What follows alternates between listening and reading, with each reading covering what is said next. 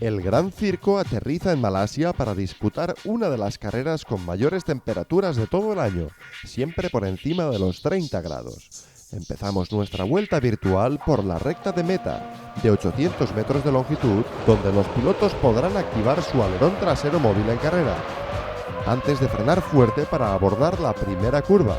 Muy difícil de pasar sin errores porque empieza bastante abierta, pero se cierra a cada metro que avanzamos.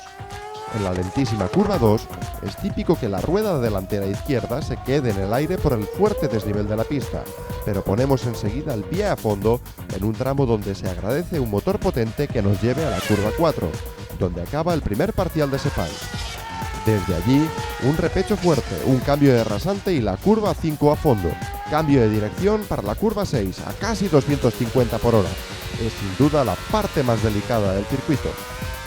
Una doble curva a derechas que se pasa sin bajar de 190 por hora nos lleva a un tramo recto que acaba en fuerte frenada y curva lenta a la izquierda y en subida.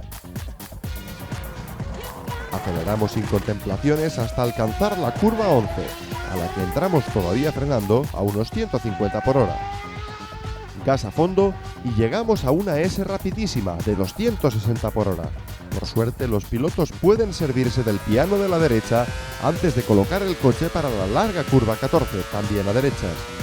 Si salimos bien de este viraje, lograremos la mayor velocidad de toda la vuelta al final de la amplísima contrarrecta. Será justo antes de dar un zapatazo al freno y abordar en segunda velocidad la última curva del circuito. Algunos pilotos la hacen muy redonda y otros sacrifican un poco el vértice para salir más rápido hacia la ansiada línea de meta.